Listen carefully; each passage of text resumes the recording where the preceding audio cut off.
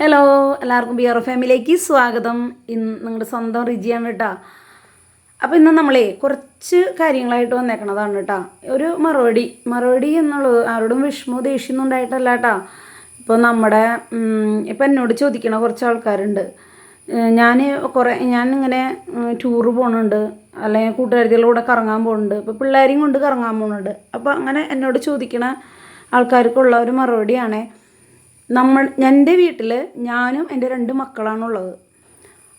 Husband ഇവിടെ ഇല്ല, പുറത്താണ് ജോലി ചെയ്യണത്.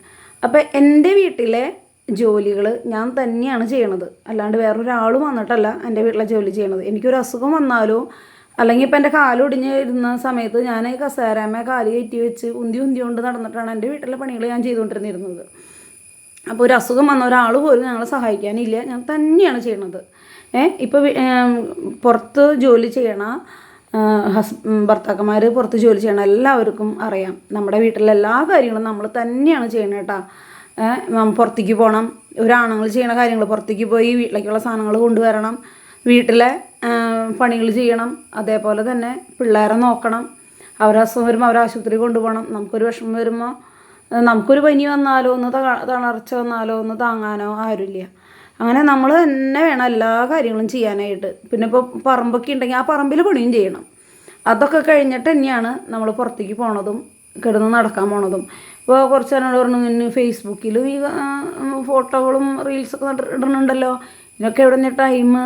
നിങ്ങൾ അടിച്ചു പൊളിച്ച് നടക്കുകയാണല്ലേ. അടിച്ചു പൊളിച്ച് നടക്കണമെന്നല്ല, കുറച്ച് സമയം കിട്ടുമ്പോൾ നമ്മൾ അതിലേക്ക് മാറ്റി വയ്ക്കുന്നതാണ്. അല്ലാണ്ട് ഏത് സമയം അടുക്കള പിള്ളേർ, നമുക്ക് അവരുടെയൊക്കെ കാര്യങ്ങൾ കഴിഞ്ഞിട്ടാണ് നമ്മളിതൊക്കെ ചെയ്യണേ. അപ്പം അങ്ങനെ ഇപ്പോൾ ആർക്കും ദേഷ്യത്തോട് പറഞ്ഞതല്ല കേട്ടോ, എല്ലാവരോടും നമ്മുടെ കാര്യങ്ങൾ പറഞ്ഞതാണ്. നമ്മൾ ചെയ്ത നമ്മുടെ വീട്ടിലെ കാര്യങ്ങളൊക്കെ ചെയ്തിട്ട് തന്നെയാണ് നമ്മളിത് ചെയ്യണേ, ഈ ബാക്കിയുള്ള കാര്യങ്ങളൊക്കെ ചെയ്യണത് കേട്ടോ. അപ്പോൾ നമ്മുടെ ഫ്രിഡ്ജിലൊരു നാരങ്ങ ഇരിക്കുന്നുണ്ടായിരുന്നു. ആ നാരങ്ങ എടുത്ത് ഞാൻ കുറച്ച് ഉപ്പും ചൊറുക്കിയും പച്ചമുളകൊക്കെ ഇട്ട് ഒരു ഭരണിയിൽ അടച്ചു വെച്ചു. 2 ദിവസം കഴിയുമ്പോൾ നമുക്കത് ഉപയോഗിച്ച് തുടങ്ങാം കേട്ടോ. അപ്പോൾ കഞ്ഞിക്കൊക്കെ നമുക്ക് എടുത്ത് കഴിക്കാം, നല്ല രസമാണ് കേട്ടോ. അപ്പോൾ ഒരു കറി ഉണ്ടെങ്കിൽ അതിൻ്റെ ഒരു വായിക്കൊരു ചൊടി കിട്ടാനായിട്ട് നമ്മൾ ഇതെടുത്ത് കഴിക്കണമെങ്കിൽ നല്ലതാണ്. അതേപോലെ തന്നെ നമ്മൾ കൊഴുവ വറക്കാനായിട്ട് എടുത്ത് വെച്ചിട്ടുണ്ട്, നന്നാക്കി ഞാൻ ഫ്രിഡ്ജിൽ വെച്ചിട്ടുണ്ടായിരുന്നു.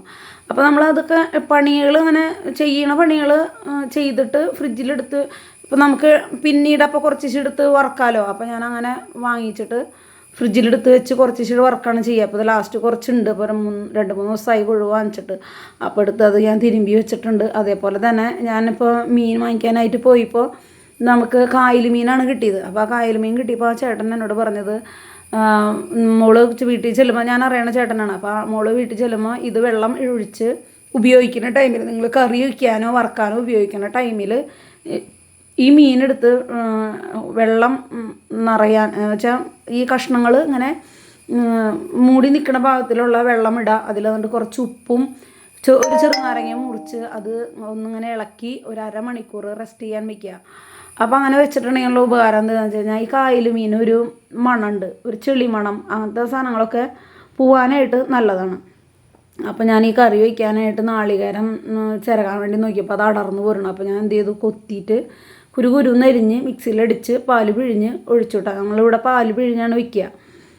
അപ്പോൾ അങ്ങനെ പാല് പിഴിഞ്ഞാണ് വെച്ച് ഇന്നത്തെ പരിപാടികളൊക്കെ അങ്ങനെ നമ്മുടെ മോർണിംഗിൽ ആ ടൈമിൽ ഉച്ചവരെയുള്ള പണികളാണ് കേട്ടോ. അപ്പോൾ ഞാൻ ഈ വീഡിയോയിൽ കാണിച്ചാണത്. ബാക്കിയൊന്നും നമുക്ക് ഇഷ്ടംപോലെ പണികളുണ്ട്, അത് മുഴുവൻ നമുക്ക് വീഡിയോയിൽ കാണിക്കാൻ പറ്റില്ല, നിങ്ങൾക്ക് ബോറടിക്കും അത് കാണുമ്പോൾ. അപ്പോൾ നമുക്ക് ഓരോ പ്രാവശ്യം ചെറിയ വീഡിയോകളായിട്ട് നമ്മളതിൽ ഇടാം. അപ്പം ഒരു പണിയില്ല എന്ന് പറയുന്ന ആൾക്കാർക്ക് കാണാം. പിന്നെ നമ്മുടെ വീട്ടിലുള്ള കുഞ്ഞു വിശേഷങ്ങളൊക്കെ ആയിട്ട് നമ്മൾ പുതിയ വീഡിയോയിൽ ഇനിയും വരും. നമ്മളെ സപ്പോർട്ട് ചെയ്യണം, സബ്സ്ക്രൈബ് ചെയ്യണം, ലൈക്ക് അടിക്കണം, കമൻറ്റ് ചെയ്യണം. അങ്ങനെ ടാറ്റാ, ബൈ.